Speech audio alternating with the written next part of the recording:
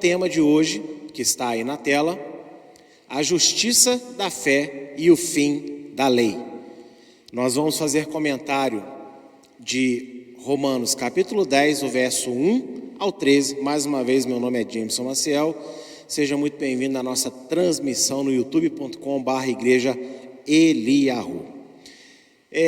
Irmãos, eu sei que na última aula eu citei os versos de 1 a 4 de Romanos, mas é necessário que mais uma vez eu fale sobre eles, porque embora eu tenha finalizado a aula passada com eles, eu também preciso começar a aula de hoje com eles.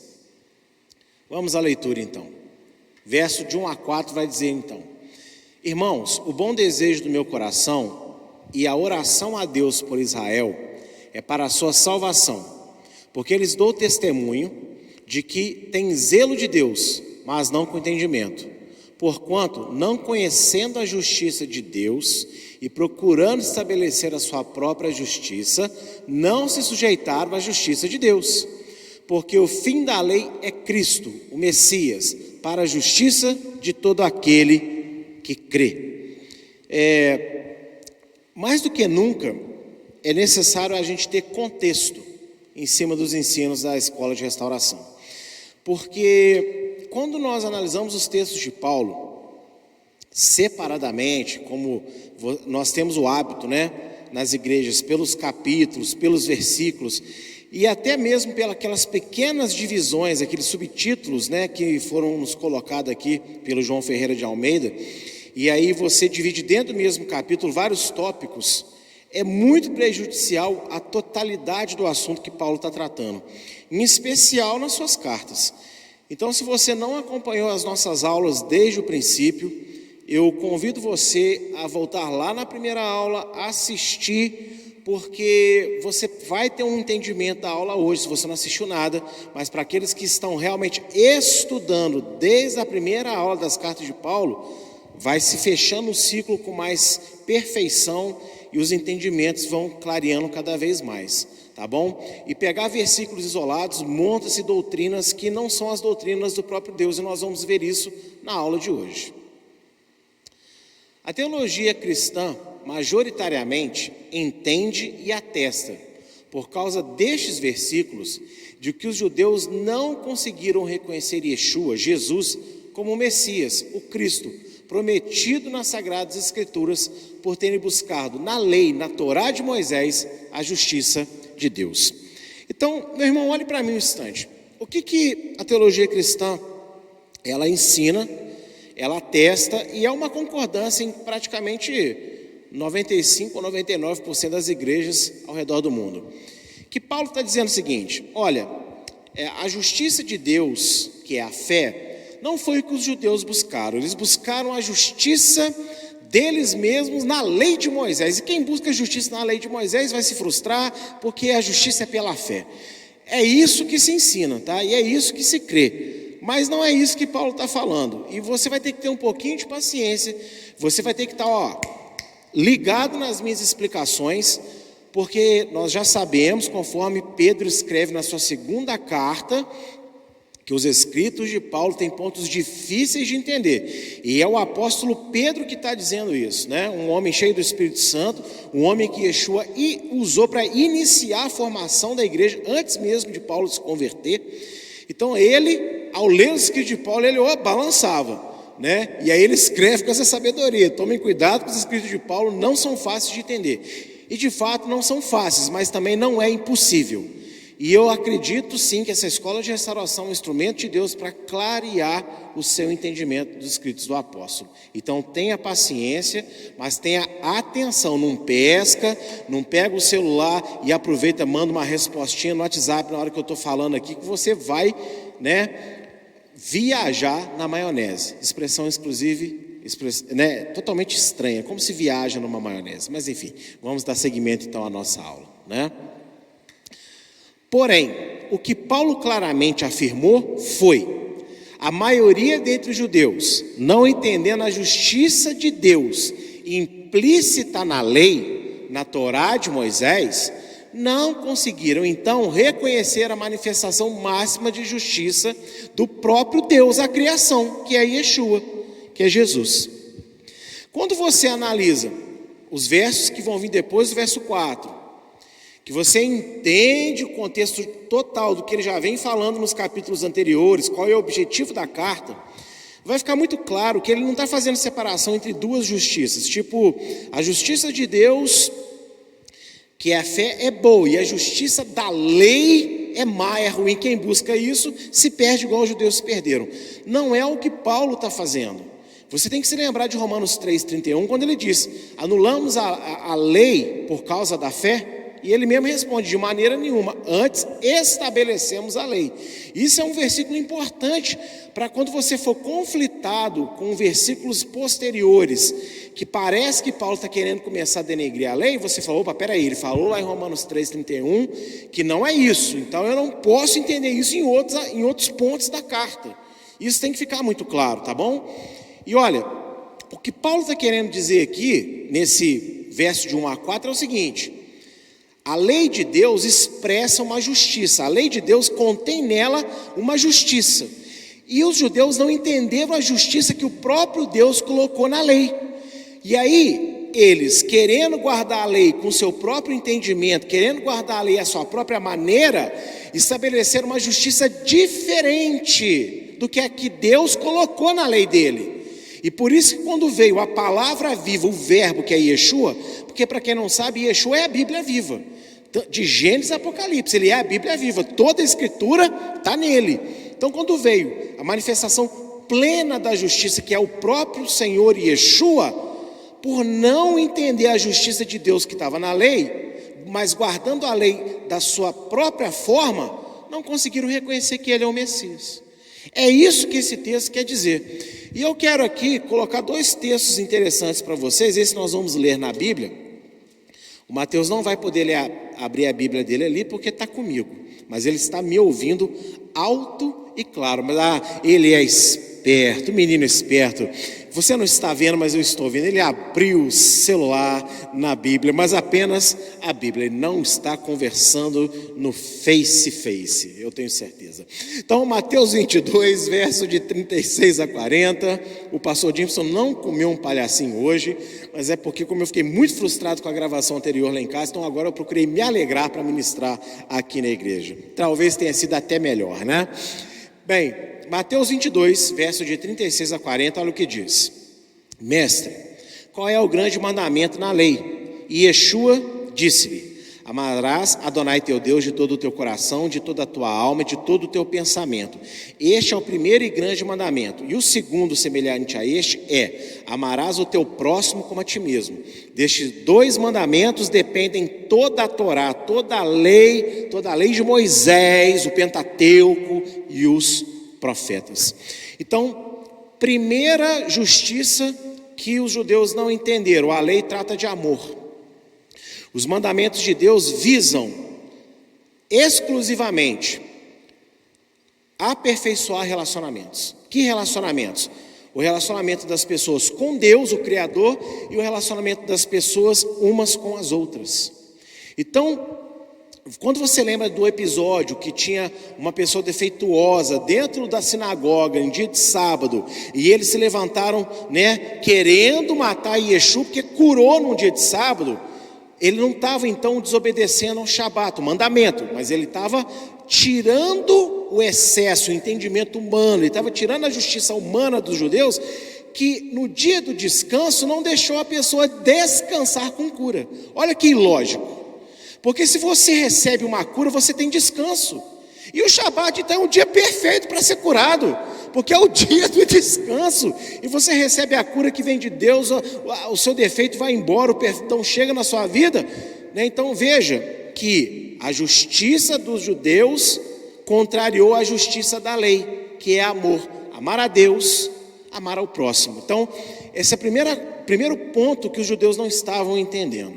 Segundo, vai estar em Mateus 23, 23, que são as palavras do próprio Senhor Yeshua, de qual é a essência da Torá, qual é a essência da lei de Moisés.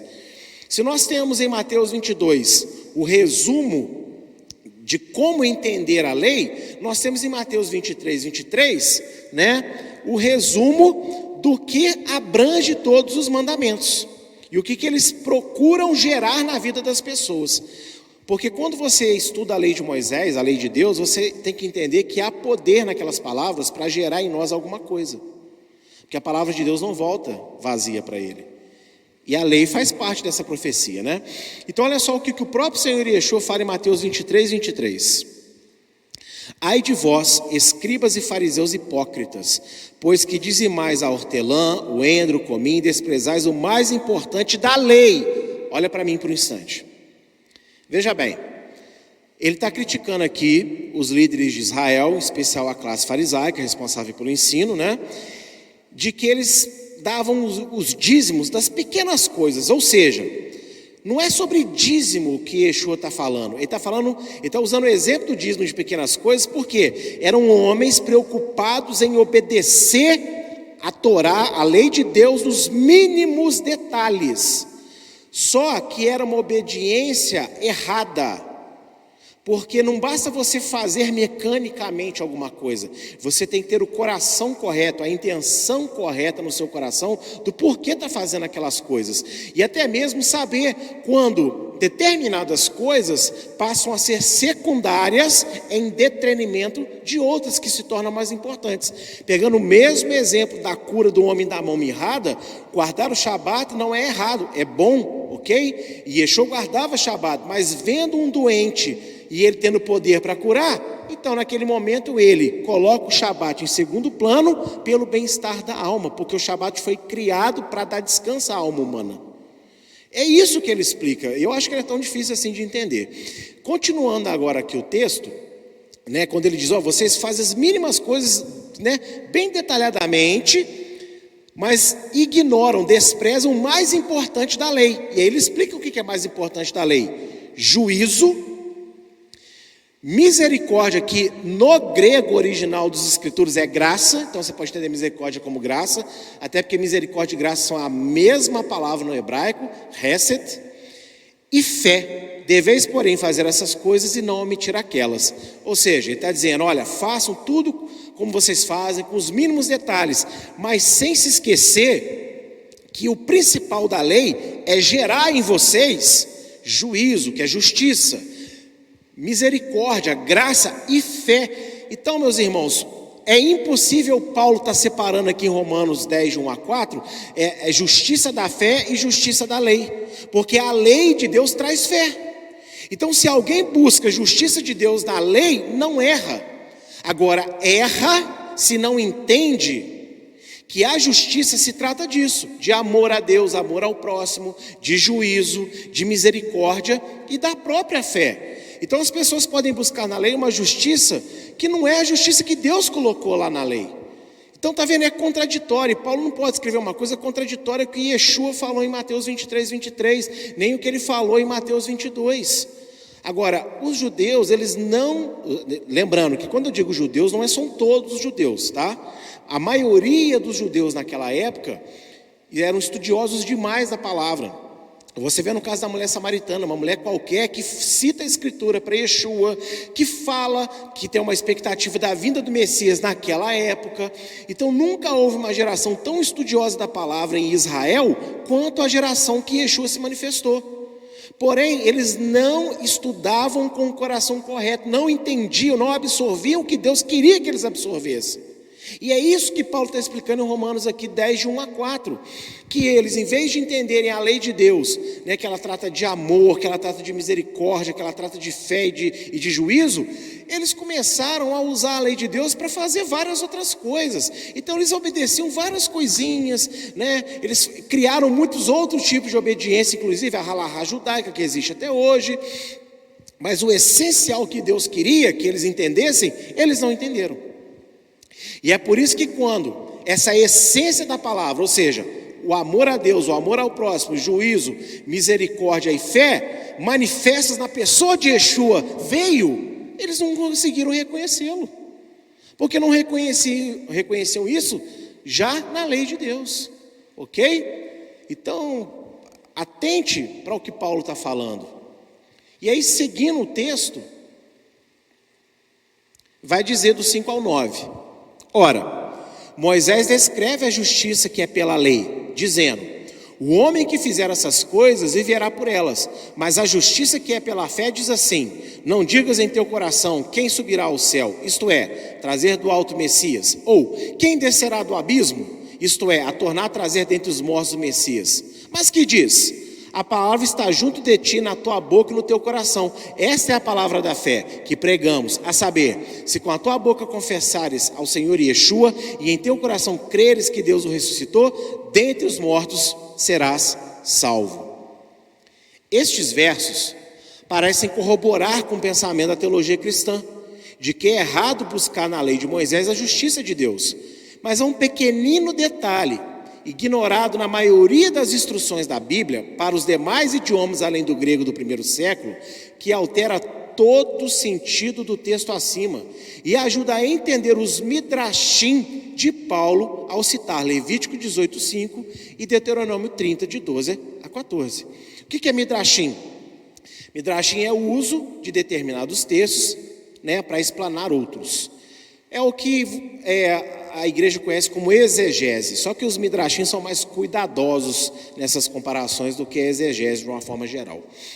E Paulo faz muito midrashim, ele usa muito um texto para dar suas próprias aplicações, mas ele não fere a originalidade do texto. E quando diz ali, o homem que viver por essas coisas viverá por elas, está em Levítico 18:5, quando Deus fala que se as pessoas obedecerem o mandamento, elas vão viver através deles. E Rashi, um comentarista, dos séculos posteriores a Yeshua, ele tem nos seus escritos dizendo que esse Levítico 18:5, Deus não estava se referindo apenas à vida aqui na terra, mas à vida eterna, que os judeus que vivessem pela obediência iriam alcançar a vida eterna. Aí você vai falar, agora você cometeu uma heresia, porque a vida eterna é só Yeshua. E amigo, deixa eu te falar uma coisa, como é que Abraão foi salvo? Porque se você acredita ainda nessa falácia, baseado no entendimento errado da carta de Pedro, que em nome de Yeshua um dia ainda vou explicar com propriedade aqui na escola de restauração ou em um dos nossos cultos, Yeshua não foi lá no recanto das almas penadas pregar para eles, não. Falou, Abraão, me aceita, porque para você ser salvo, que você foi um bom homem, mas você está condenado. Negativo, os homens no Primeiro Testamento e mulheres que morreram obedientes pela fé em Deus foram salvos. O problema é que a salvação deles não tinha poder para acontecer. Ou seja, antes da vinda de Yeshua, essas pessoas, elas morreram salvas, escritas no livro da vida, mas o consumador da ressurreição, o poder da ressurreição não tinha se manifestado ainda. E quem que é o poder, o consumador da ressurreição? O Senhor Yeshua. Então elas morreram com o nome escrito no livro da vida, mas só poderiam ressuscitar depois que a ressurreição se manifestasse. E lembra quando ele disse para as irmãs de Lázaro, eu sou a ressurreição. Então somente quando ele veio, morreu e ressuscitou, aqueles que morreram lá atrás, servindo a Deus em obediência, também teriam poder para ressuscitar, porque a ressurreição aconteceu. Ok? Então, viaja na maionese não, tá? Aqui, porque Yeshua foi lá no inferno pregar. Querido, se Abraão morreu, foi para o inferno, misericórdia de mim, Claro que não, Abraão morreu salvo, tá bom? Moisés morreu salvo. O que acontece é que para eles experimentarem essa salvação no sentido de ressurreição, enquanto o autor da vida não viesse, seria impossível, mas ele veio. Então quando ele voltar, todos que fizeram parte da igreja após a manifestação de Yeshua, como conhecemos, mas todos que antes na história de Israel ou da humanidade, que se aproximaram de Deus pela fé e obedeceram a Deus, também irão ressuscitar juntamente com ele, porque Abraão creu em Yeshua, não na pessoa, mas em tudo que Deus lhe ordenou. Então quando você acreditava no Primeiro Testamento em tudo que Deus lhe ordenava, pela fé, você cria pela fé em tudo que Deus ordenava, era uma manifestação, vamos dizer assim, com um véu nublada, não plena, de que você estava crendo no Messias. E aí você vai entender como é que os antigos foram salvos antes de Jesus nascer na barriga de Miriam, de Maria, tá bom?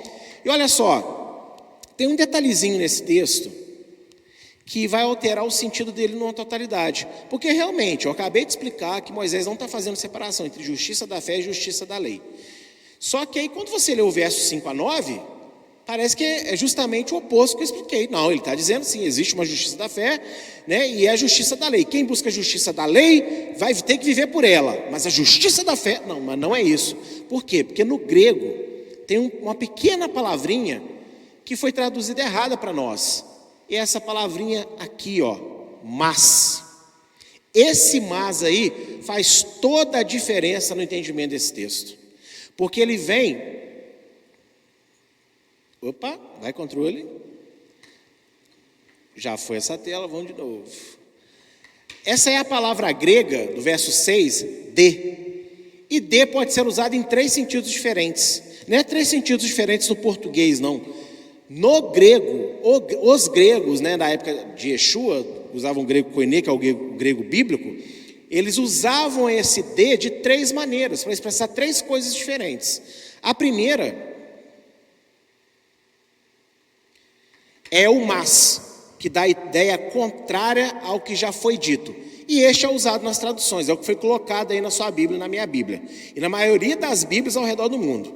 Da ideia de contrariedade. E eu vou dar um exemplo. Eu vou comer um hambúrguer, mais porque você está me obrigando, porque eu odeio. Está entendendo? Está dando ideia contrária.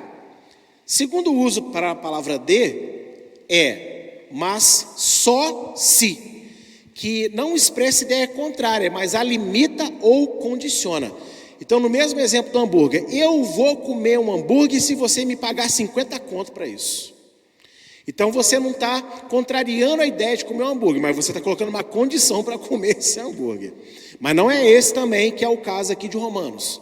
E o terceiro significa além disso, que dá sequência ao que já foi dito, ou seja, continua explicando, aprimora mais o entendimento, ou vai trazendo o quê? Concordância. E essa seria a tradução correta. Então, em vez de, mas a justiça que é pela fé, deveria estar escrito ali, além disso, a justiça que é pela fé, porque aí vai dar continuidade aos versos 1, 4 e 5, e não uma ideia de contrariedade, como a gente está acostumado a pensar. Então, esse texto ficaria assim, ó. Vamos mudar aí, ó, muda aí comigo aí agora, ó. Ora, Moisés descreve a justiça que é pela lei, dizendo, o homem que fizer essas coisas viverá por elas. Além disso, olha só como é que você coloca a palavra correta, todo o restante já vai se encaixando melhor. Então ele não está fazendo uma contradição, ele está continuando a explicação que ele deu nos versos 1 a 4, ok? Portanto, Paulo não citou Moisés para afirmar aos judeus de sua época que os textos de Levítico 18:5 e Deuteronômio 30, de 12 a 14, falam de Yeshua, pois não faria sentido ao povo que saiu do Egito. Para um pouco, olha para mim, um slide aí na tela. Irmão, quando Paulo começa a dizer entre parênteses, né, que está aí na sua Bíblia, olha, quem subirá ao céu? Isso é para trazer do alto Messias. Se quando Moisés falou isso para aquele povo no Egito, o objetivo era mostrar Jesus para eles, não faria sentido nenhum para eles. Porque até o próprio contexto das palavras de Moisés não tinha a ver com a expectativa de um Messias. Tinha a ver com eles não se tornarem escravos novamente, sendo fiéis a Deus que os tirou do Egito. Esse era o contexto. Então Paulo, ele não pode estar ferindo o contexto aqui.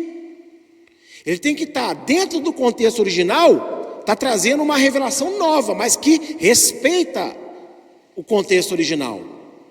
Então não é isso que ele está dizendo aos romanos, do tipo, olha, quando Moisés disse isso, né, ele estava querendo falar do Messias. Não, ele não estava querendo falar do Messias.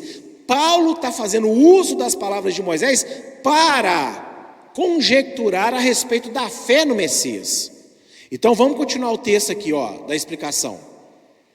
Paulo traçou paralelos entre os ditos de Moisés e a confiança em Yeshua, para explicar que conhecer a justiça de Deus é obedecer pela fé àquilo que o próprio Deus pede após dar a sua graça. A lei, pela libertação do Egito, serviria Yeshua pela salvação do pecado. É isso que ele está dizendo aqui.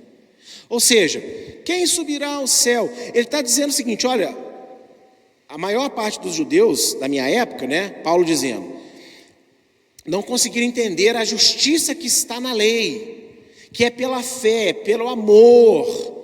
E aí ele vai começar a dizer assim, olha, quem subirá ao céu? Ou seja, se você ler Deuteronômio 30, de 12 a 14, você vai ver que Moisés está falando assim, olha, ninguém subiu no céu para buscar essa lei maravilhosa para vocês. Ninguém foi na profundeza para buscar essa lei maravilhosa. Ela está na tua boca, ela está no teu coração. Deus deu de graça ela para vocês.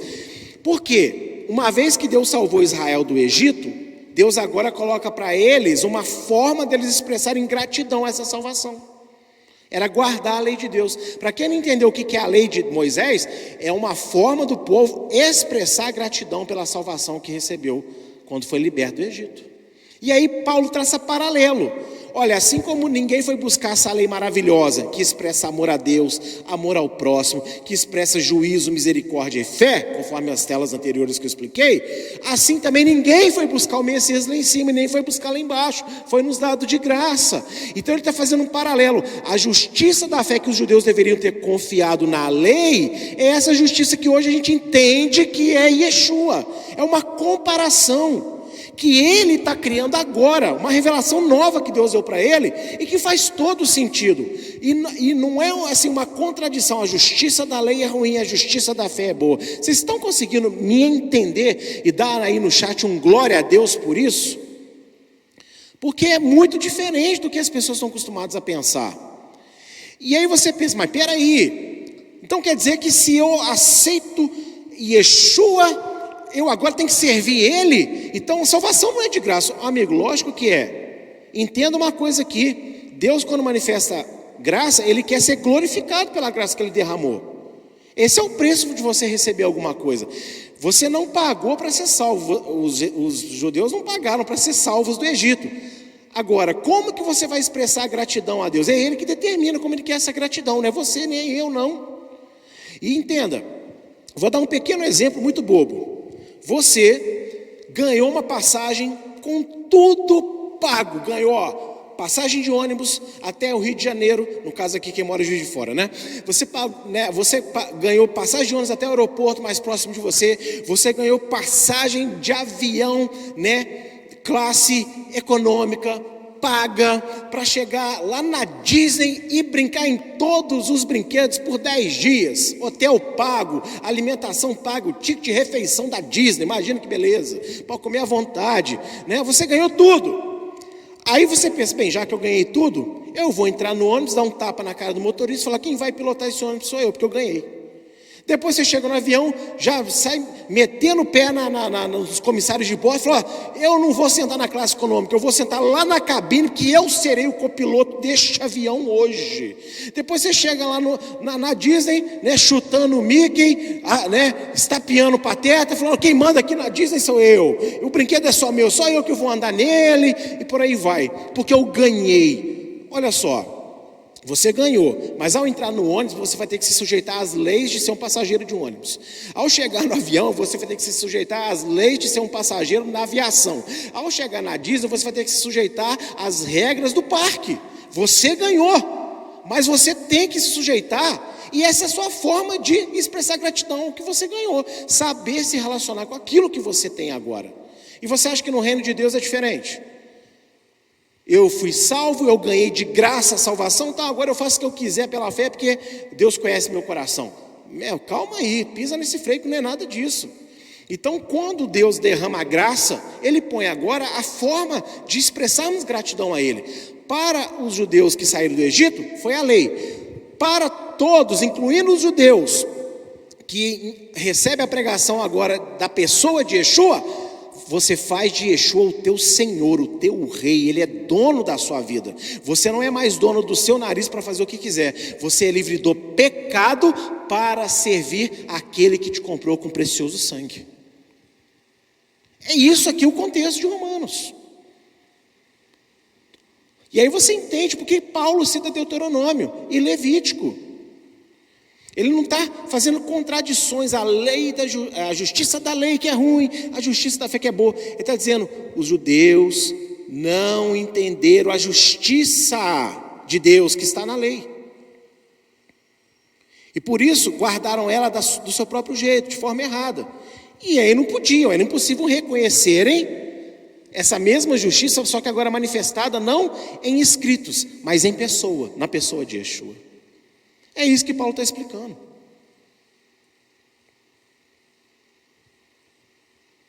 Vamos, controle, aleluia.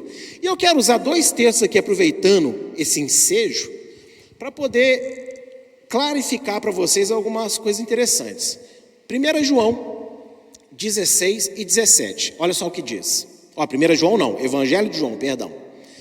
E todos nós recebemos também da sua plenitude, e graça por graça, ou graça sobre graça, porque a lei foi dada por Moisés, e a graça e a verdade vieram por Yeshua, o Messias. Como que todo mundo entende esse texto? É o seguinte, Jesus é bom demais, Ele deu para nós uma graça que supera a graça, é uma graça sobre graça, uma superabundante graça, que é a própria graça e também a verdade.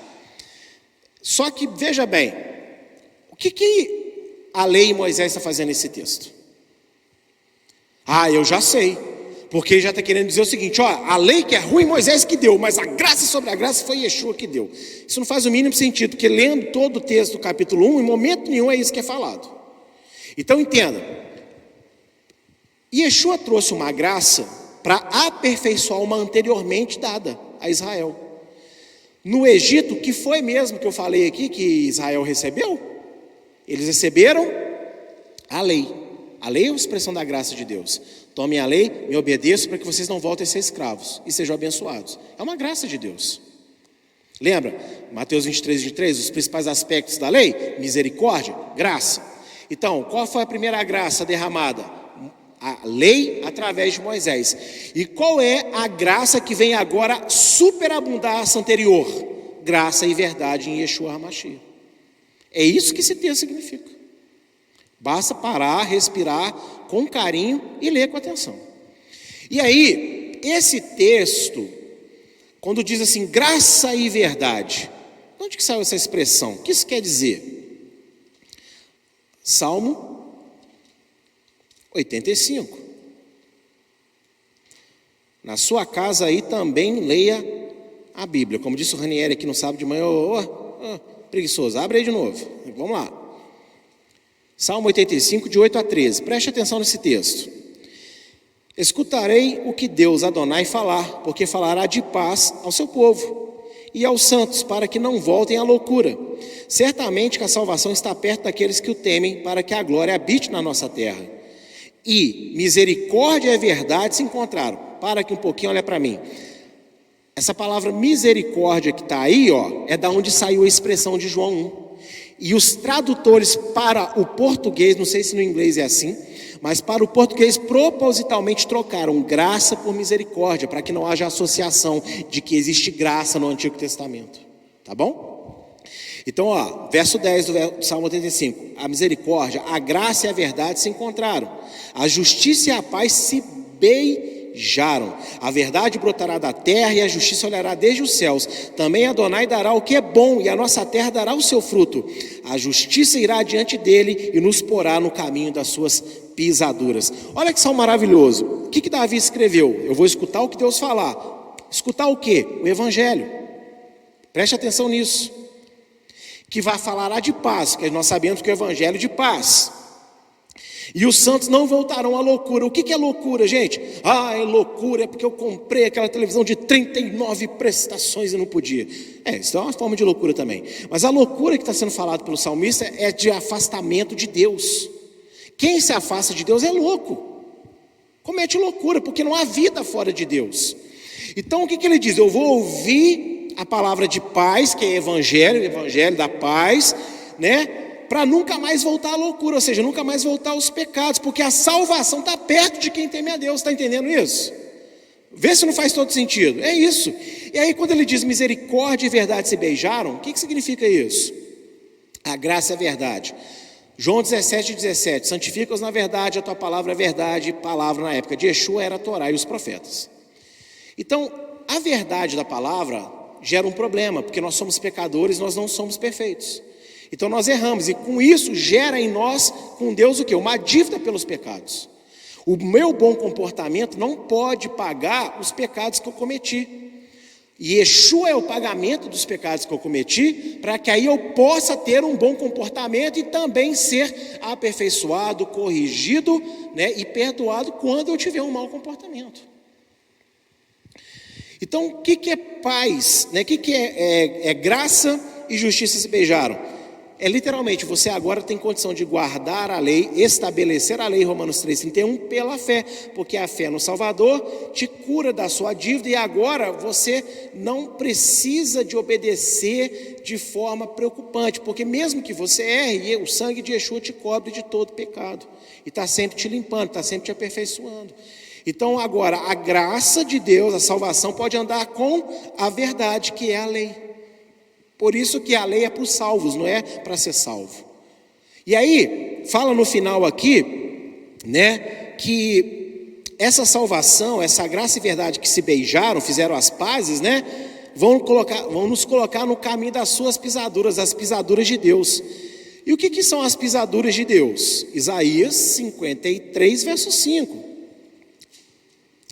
Isaías 53, verso 5, que vai dizer o seguinte: mas ele foi ferido por causa das nossas transgressões e moído por causa das nossas iniquidades. O castigo que nos traz a paz estava sobre ele, e pelas suas pisaduras fomos sarados.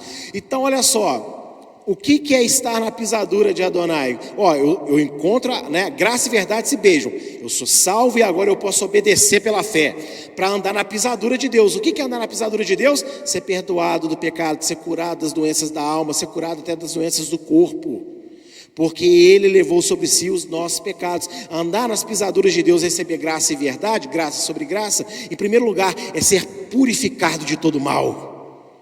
Isso é andar nas pisaduras de Deus. Olha que coisa emocionante isso. Aí você pensa que para por aí? Não. As pisaduras de Deus quer dizer mais uma coisa ainda. 1 João 2.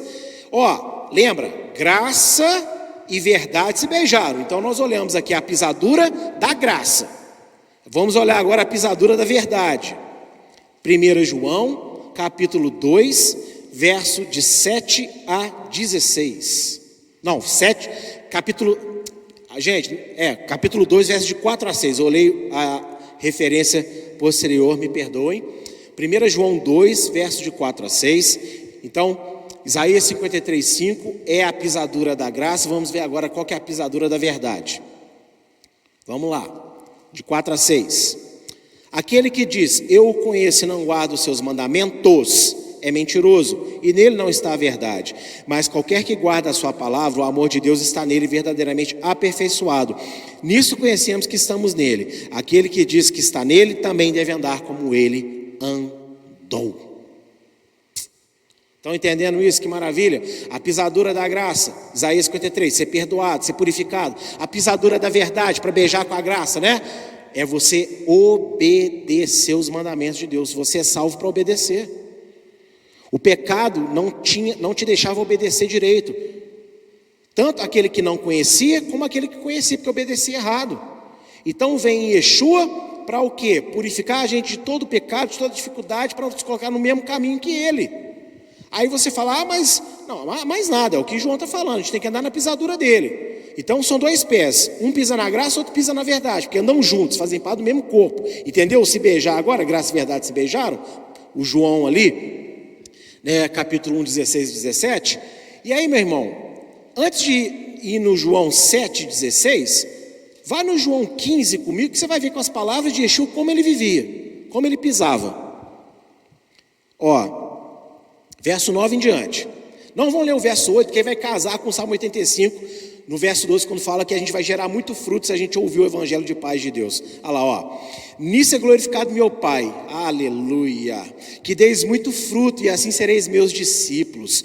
Como o Pai me amou, também eu vos amei a vós, permanecei no meu amor. Se guardardes os meus mandamentos, permanecereis no meu amor, do mesmo modo que eu tenho guardado os mandamentos de meu Pai e permaneço no seu amor. Qual que é as pisaduras de Yeshua? Ele obedecia os mandamentos de Deus. Ah, não, mas é o mandamento de vir aqui e morrer na cruz. Não é só esse mandamento que ele obedeceu, não. Ele guardou o Shabat, ele guardou a lei alimentar, ele guardou as leis que eram cabíveis a ele guardar. Ele guardou todas que ele podia guardar, porque ele era um filho obediente. E os mandamentos dele são os mandamentos do pai dele. E Yeshua não tem mandamentos diferentes. O único mandamento que ele elevou é porque a Torá diz: amarás o próximo como a ti mesmo. Ele, porém, ele vai dizer: amarás o próximo como eu amei vocês. Com tudo. Ele só deu um upgrade, mas ele não anulou. E olha só, João 17, 16. Aí você vai ver que a lei que ele diz, os mandamentos que ele guarda, tem que ser os mandamentos do Pai. Porque olha o que diz. E Yeshua lhes respondeu e disse: a minha doutrina não é minha, mas daquele que me enviou. E a palavra doutrina aqui no grego é didarrê, e didarrê significa instrução. Qual é a palavra em hebraico para instrução mesmo? Torá, lei de Moisés, Pentateuco, lei mosaica. Então, os mandamentos de Yeshua são os mesmos dos mandamentos do pai dele. Só que ele guardava de forma correta, sem legalismo, sem adendos. E ele não guardava para ser alguma coisa, ele guardava porque ele era alguma coisa. Ele era o Filho de Deus. E se somos feitos filhos de Deus pela fé em Yeshua, também Romanos 8:31, 3:31 para nós, estabelecemos a lei por causa dessa fé. E outro texto que eu quero ler é 1 João 5, de 3 a 5, para confirmar essa questão de crer em Yeshua e obedecer, que não é isso que Paulo está tratando no capítulo 10, né? Que a justiça da lei é ruim e a justiça da fé é boa. Não, é aquilo que eu já expliquei anteriormente. Olha esse texto maravilhoso. Porque este é o amor de Deus, que guardemos os seus mandamentos, e os seus mandamentos não são pesados, porque todo que é nascido de Deus vence o mundo, e esta é a vitória que vence o mundo, a nossa fé. Quem é que vence o mundo? Senão aquele que crê que Yeshua é o Filho de Deus. Para você que tem dificuldade de entender o Deus, vou explicar ele de trás para frente para ficar bem facinho. Yeshua é o Filho de Deus, eu creio nele, porque na cruz ele venceu o mundo, venceu o pecado, venceu o diabo, venceu tudo. E aí, quando creio nisso, eu sei que eu nasci de Deus, né? Porque Ele me fez nova criatura. E aí, eu sei que os mandamentos de Deus não são pesados, eu posso guardá-los. Porque esse Yeshua que me salvou, a fé que eu tenho nele, me capacita para tornar o mandamento gostoso de guardar.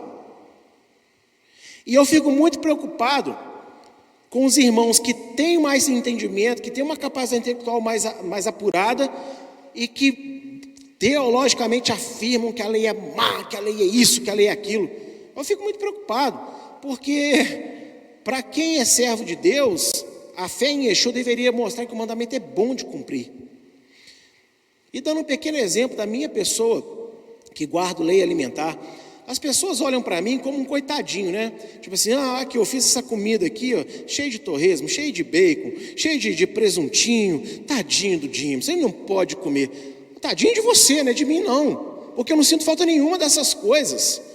Você que não consegue, por amor a Deus, deixar de comer essas coisas. Eu consigo. Porque eu aprendi que o meu paladar é secundário, o meu amor a Deus é maior. E eu tenho um prazer assim indescritível de comer da forma que a Bíblia manda, porque eu sei que Deus criou todas as coisas, então eu confio nele.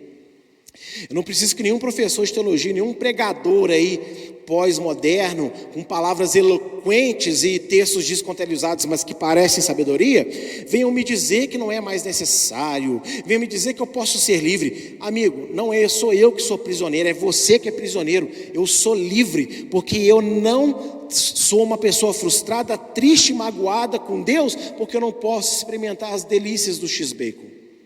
Eu sou totalmente feliz porque eu como de tudo aquilo que Deus criou para mim. E existem alimentos no mundo que Deus permitiu que eu nem conheci, nem vou conhecer, porque o mundo é muito grande. É uma diversidade muito grande de alimentos, tanto de carne quanto de vegetais que existem, de frutas, de grãos. E eu sou feliz porque eu acredito no Deus que escreveu a Bíblia. Para mim Deus não é leviano. Se Ele determinou a lei alimentar, é porque Ele me ama e separou para mim o melhor dessa terra para eu comer. O restante é para o leão comer, é para a hiena comer, é para o chacal, não é para mim. E eu sou livre, eu não sou escravo do meu paladar. Para mim é o contrário. Quem vive argumentando que precisa comer, que não consegue ficar sem comer, e Deus entende, não, né, tem que anular a lei de Deus para poder ir lá comer, esse aí que é escravo, não sou eu não. Mas isso foi só um pequeno exemplo da minha pessoa, tá bom? Não quero ofender ninguém aí que não guarda a lei alimentar.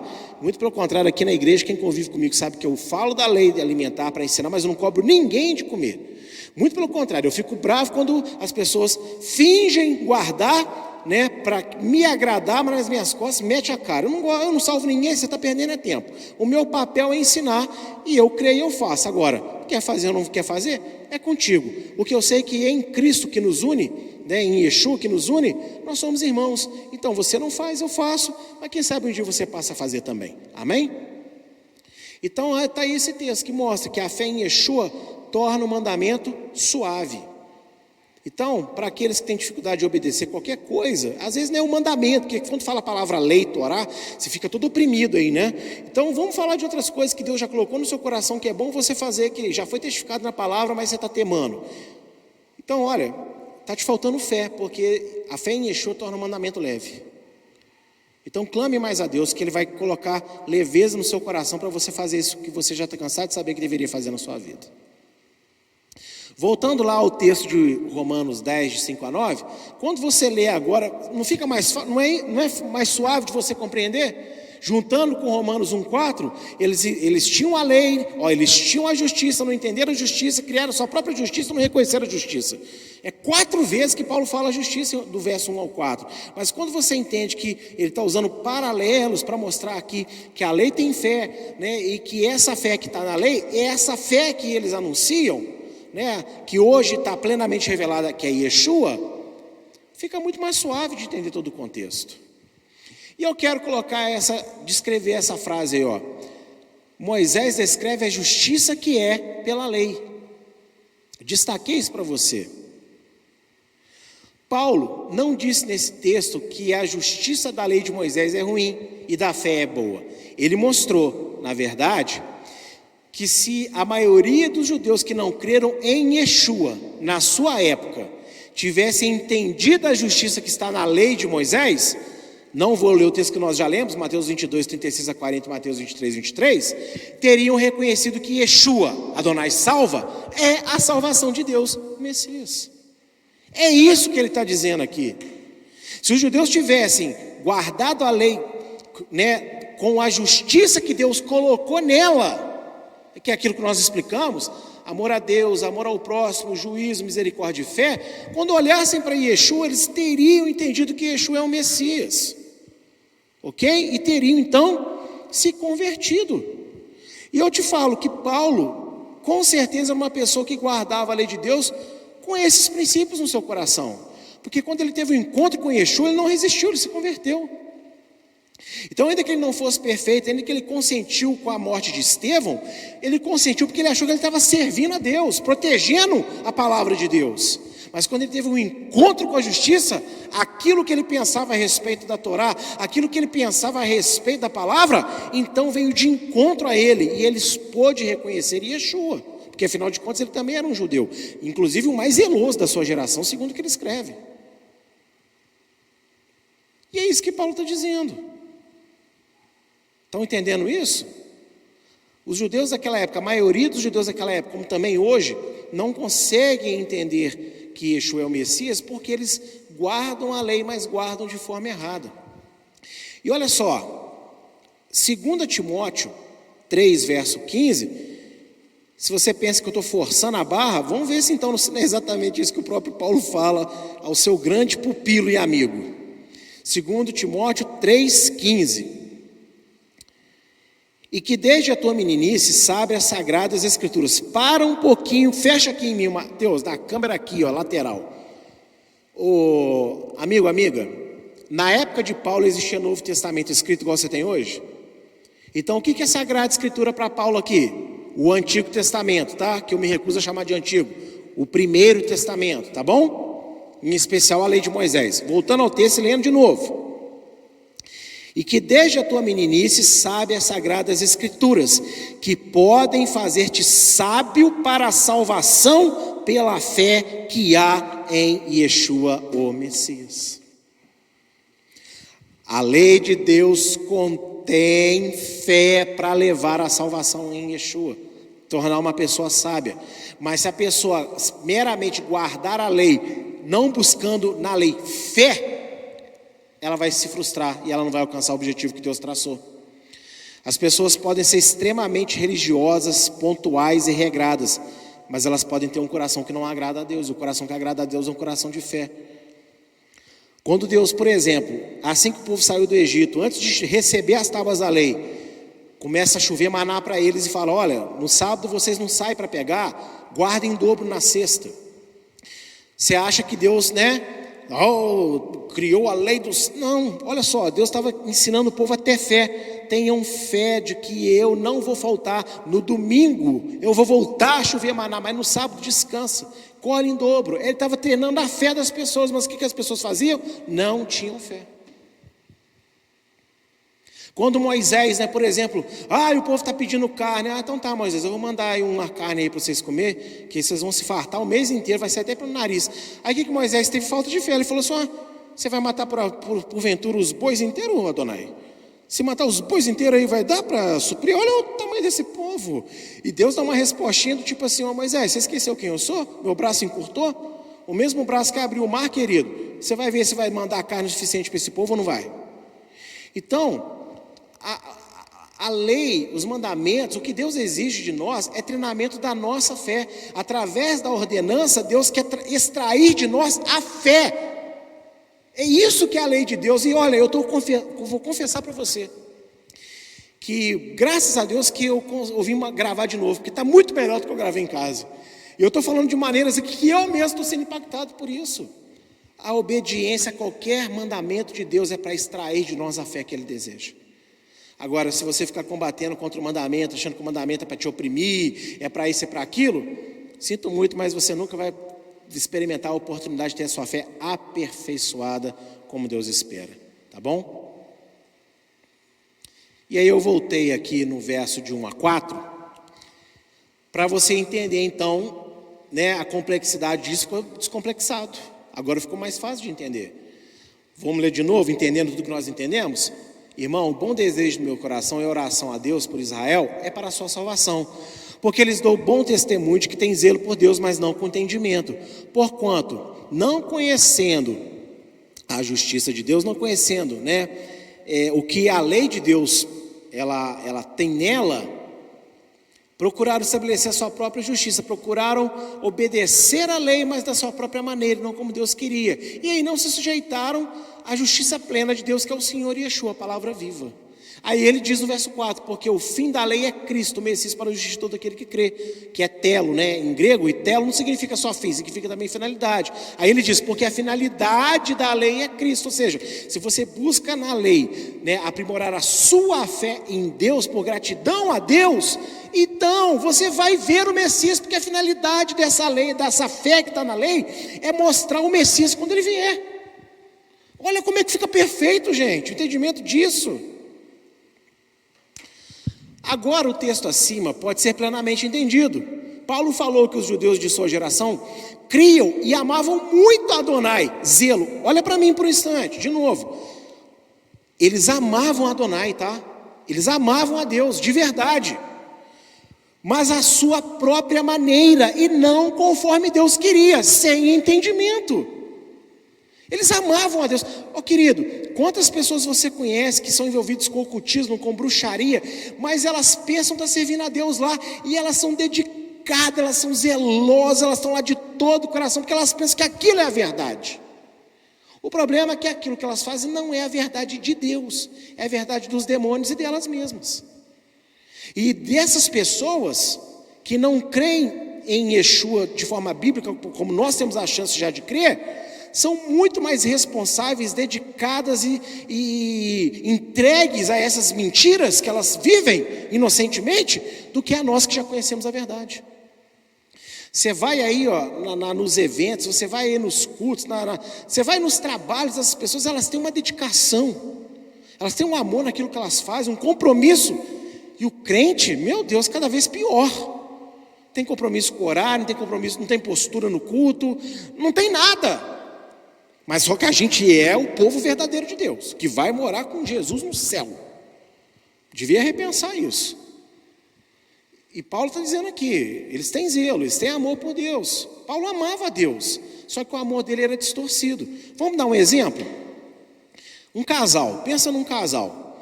Aí a mulher ama muito o marido. Nossa, ama demais o marido. O marido sabe disso. Nossa, ele me ama muito. Aí de repente começa a chegar histórias no ouvido desse marido. Olha, ela te traiu com o seu vizinho, te traiu com o seu parente, ela te traiu com o dono da padaria, ela te traiu com o cara do mercadinho. E aí o cara vai na mulher e fala: pô, mas sempre eu pensei que você me amava. Meu amor, não misture as coisas. Eu te amo muito. Isso são só fraquezas da carne. Foi uma escapadela aqui, uma escapadela lá, mas eu te amo demais. O marido vai olhar assim: não, você não me ama.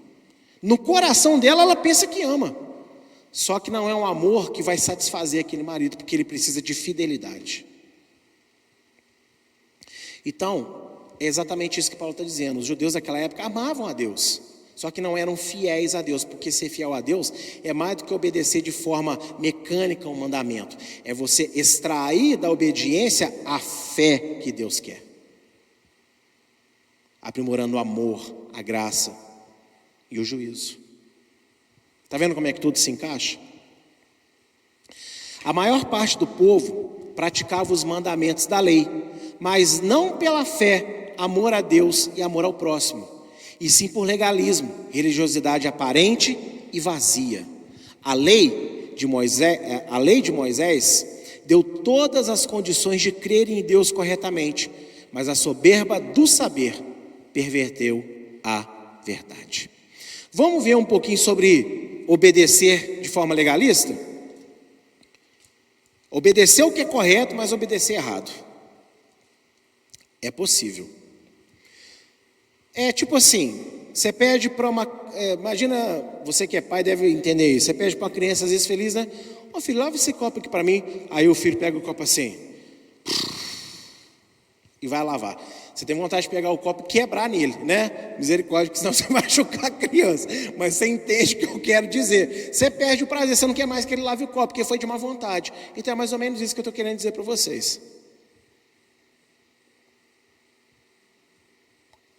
Mateus 15, de 7 a 9. Opa, eu abri em João. Perdão, Mateus 15, de 7 a 9. Hipócritas, bem profetizou Isaías a vosso respeito, dizendo, Isaías 29, né? Este povo se aproxima de mim com a sua boca e me honra com seus lábios, mas o seu coração está longe de mim. Em vão me adoram, ensinando doutrinas que são preceitos de homens. Está entendendo? Você pode fazer várias coisas ali, regradinho, mas está fazendo errado, porque não está fazendo da forma como Deus quer. E isso é complicado, né? Isso aponta para Isaías 29, 13. Aí nós vamos ter também Mateus 23, 27. Outra palavra sobre obediência errada. Mateus 23, 27, que vai dizer assim: ai de vós, escribas e fariseus. Opa, não. Mateus 23, 27. Eu estou... Ah, não, tá certo. É porque começa igual Mateus 23, 23. Aí eu achei que eu estava lendo de novo o texto errado. Ó, ai de vós, escribas e fariseus hipócritas, pois que sois semelhantes a sepulcros caiados, que por fora realmente parecem formosos, mas interiormente estão cheios de ossos, de mortos e de toda a imundícia. Tá vendo, meus irmãos? Então o problema deles era o quê? Era a soberba, a arrogância. Eles não reconheciam que não entendiam tanto das Escrituras quando eles pensavam que entendiam. E Yeshua veio e falou com eles, mas eles pensavam que sabiam. E, sabe, não é diferente do que acontece hoje em muitas igrejas, não. Existem muitos lugares onde existem igrejas maravilhosas, com pessoas maravilhosas dentro deles, servos tementes e piedosos do Senhor Yeshua. Mas também existe muita gente desqualificada. Muita gente indouta, inconstante, para não dizer herege, pregando e ensinando os outros. Porque já escrevi, né? Porque eu já preguei em 800 e não sei quantos mil países. Não, porque eu já li 377 mil livros. E daí? Isso é bom, né? Mas isso não te dá o direito de formar doutrinas. E eu quero falar uma coisa aqui, eu espero que vocês não me entendam errado, mas eu também sou muito usado por Deus, e já fui muito usado por Deus, e creio que ainda serei. Eu não estou falando aqui para aparecer, porque quem convive comigo é que sabe, né? Eu estou falando isso para dizer o seguinte: a forma como Deus já me usou, me usa hoje ou vai me usar amanhã, não me dá autoridade para eu criar as minhas doutrinas, o que eu acho a respeito da palavra.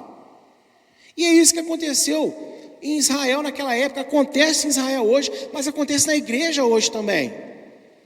As pessoas não querem nem parar para ouvir restauração, pessoas inteligentes, pessoas que, meu Deus, têm uma capacidade de fala, têm uma capacidade de poder envolver as pessoas que eu não tenho. Eu acho a minha voz meio tosca para falar, meio enjoativa, mas sou eu, então você tem que me aguentar, né?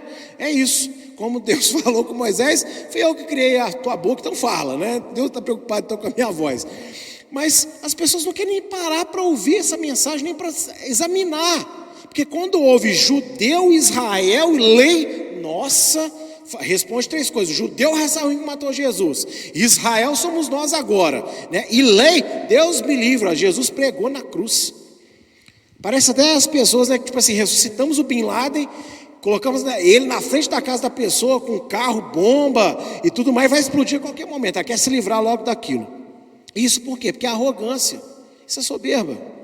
Seja humilde pelo menos para ouvir. Eu, quando estou numa visita, que as pessoas falam, nossa, eu ouço tanto cada besteira, da minha carne eu queria andar com um chicote, sabe, um chicote de tiras, em que tem bolas de ferro na ponta, bem suave para bater.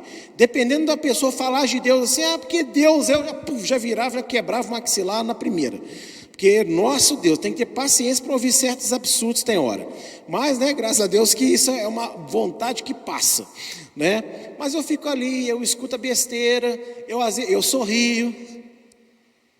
Fala mais. Bota a pessoa para falar mais. Não, estou te entendendo. Vou dando corda. Só que na hora que me dá a oportunidade, então eu pego a palavra e aí eu vou expor a verdade para a pessoa. E esses debates que nós vemos hoje em rádio e tudo mais, na verdade não são debates, são dois gladiadores, um querendo engolir o outro, né? E para entender no quesito Israel e lei de Deus, se você não tiver paciência para ouvir, para rever seus conceitos, realmente vai ser impossível para qualquer um entender isso. Agora, eu só vou te fazer uma pergunta e você fica com essa pulguinha ou, né, com esse enxame de pulgas atrás da orelha. Se o entendimento nosso hoje da palavra tivesse tão correto na maioria das igrejas como se pensa, porque a maioria prega esses 2 aspectos errados, não era para a gente ter uma igreja muito mais poderosa e avivada e santa no mundo? Então por que a igreja, de uma forma geral, está cada vez mais doente, está cada vez mais comercial, está cada vez mais escandalizando? Deve ser porque a palavra que ela prega não está tão certa assim, independente dos milagres que ela produz. Fica essa pulguinha atrás da orelha aí, tá bom? Então talvez esteja na hora de nós revermos a forma de entendermos a palavra.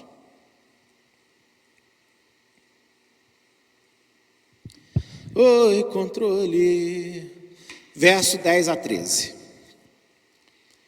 Visto que com o coração se crê para a justiça, e com a boca se faz confissão para a salvação. Porque a Escritura diz, todo aquele que nele crer não será confundido, que é Salmo 25, verso 3. Pois não há diferença entre judeu e grego, porque o mesmo é o Senhor de todos, rico para com todos os que o invocam, e todo aquele que invocar o nome do Senhor será salvo. Paulo, após apresentar de forma primorosa a razão da incredulidade na maior parte da nação judaica em sua época, outra vez diz que, quanto à salvação, todos são iguais diante de Deus. Os gentios, mesmo sem ter o conhecimento da lei, criam em Yeshua e reconheciam os seus pecados ao ouvirem o Evangelho. E os judeus, tendo recebido a outorga da lei, por meio de Moisés, detinham condições de reconhecer Yeshua como a salvação que lhes fora anunciada e prometida. Então, depois ele dá essa explicação do capítulo 10 aqui, né, dos 3 primeiros versos, ele vem dizendo novamente, ele cria um parênteses para dizer, olha, todos são iguais diante de Deus, todos precisam ser salvos por causa disso. Porque lá dentro do primeiro capítulo ele está dizendo, os gentios não têm entendimento, pecavam na ignorância, mas os judeus pecavam conscientes. Então todos são carentes de salvação. Por isso que eu falei nas primeiras cartas de Romanos que o objetivo de Paulo com a carta de Romanos é acabar com a dissensão, com a disputa entre os crentes judeus e os crentes gentios que haviam em Roma, um querendo sobrepujar o outro. Essa é a temática de Romanos. Paulo aborda outros aspectos, mas tudo envolvendo isso, acabar com essa divisão que nós vemos muito bem hoje onde chegamos. E coincidência, né, Mateus? Porque qual foi mesmo o movimento dito cristão aí usado para contribuir de vez para a separação entre a igreja e os judeus? Foi um movimento chamado aí romano, né? E Paulo sente necessidade de escrever logo para Roma, né? Coincidência, né? Então, todos têm condição de aceitar Yeshua. Os judeus têm condição de aceitar Yeshua, mas para isso eles têm que quebrar o orgulho deles. A soberba judaica é o que faz com que eles não entendam Yeshua. Para você ter uma ideia, os rabinos criaram um artifício que é o seguinte: sem sacrifício não há perdão, eles sabem disso. Por isso é o desespero pela destruição do templo em 70 depois de Cristo. Então eles criaram o seguinte: olha, as orações e a caridade vão substituir o sacrifício. Muito lindo, né? Vamos fazer a obra social, vamos orar de forma diferente, eles oram mesmo, e isso vai, né, espiar o nosso pecado. É poético, o problema é que os rabinos se esqueceram que em nenhum lugar da Escritura diz isso. Somente sangue expia pecado. Então está vendo, é uma arrogância, uma soberba, e vem de reconhecer que precisam de um sacrifício, aí começariam a pensar, peraí, deixa eu ver a história desse tal de Yeshua aí. Rapaz, não é que como o que tem acontecido hoje, inclusive, judeus que estão pensando por si mesmos e não com as óticas dos seus rabinos ou do judaísmo histórico, da tradição judaica. Você sabia que tem muito judeu no mundo que não é religioso, que não crê que Deus existe, mas guarda as tradições por respeito à história do seu próprio povo? Existe muito judeu assim hoje. Mas é tudo arrogância, porque quando entender que precisa de Deus, que precisa ser salvo, que precisa de expiação, então vai entender que durante 2000 anos, por que Deus deixou ficar sem sacrifício no templo? Porque no templo dele, né, em Jerusalém, já foi sacrificado o cordeiro que tira o pecado do mundo, Yeshua HaMashiach, Jesus Cristo.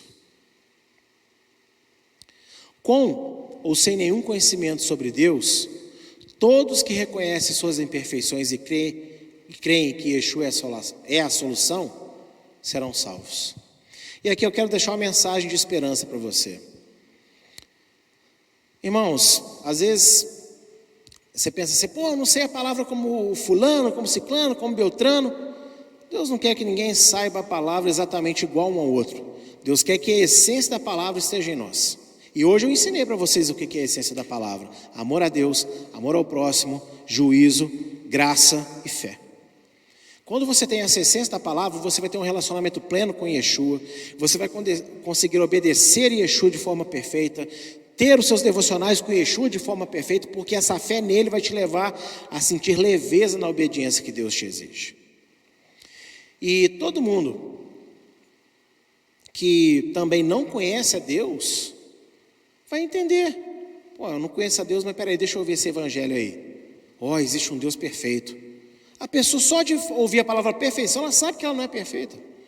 Todo ser humano sabe que é imperfeito, por mais narcisista que seja, sabe que é imperfeito. O Narciso, ele sabe que ele é narciso. Ele sabe que ele peca por excesso de vaidade, não se engane não. Só que nessa hora vem o maior dos confrontos: quebrar a soberba, quebrar o próprio orgulho, reconhecer que Deus, Ele somente é santo. Eu conheço muita gente que fala: não, eu sei que eu sou pecador, eu sei que Deus é que é santo. Aí você fala: então, vamos nos converter ao que a Bíblia manda. Aí a pessoa: não, mas eu creio do meu jeito. Eu creio que eu sou pecador, mas eu me relaciono, eu e Deus, aqui no meu tete-a-tete, do jeito que eu acho correto. Aí que mora o problema, porque Deus não aceita tampar sol com a peneira. Deus não aceita subterfúgios. Deus não aceita solução paliativa. Deus aceita um único caminho, e o caminho é Yeshua HaMashiach, conforme a Bíblia apresenta. Agora, se todo mundo estiver disposto a quebrar esse orgulho, então todos nós teremos condição de ser salvos. E essa foi a nossa aula de hoje. A justiça da lei, a justiça da fé e o fim da lei. Ou seja, a lei acabou, gente? Não acabou. E a justiça da fé? Ela é superior à justiça da lei? Não. A justiça da fé é exatamente a justiça que tem dentro da lei. Não é a lei que é errada, é a forma como as pessoas buscam na lei que é errado. E a gente tem, para finalizar, o exemplo de pregações. Quantas pessoas usam a Bíblia Sagrada, exatamente a mesma que você tem em casa, às vezes a mesma versão, mas fala cada borracha, não fala? Como pode? Então o problema não é o conteúdo da palavra de Deus, o problema é aqueles que usam o seu conteúdo. Glória a Deus.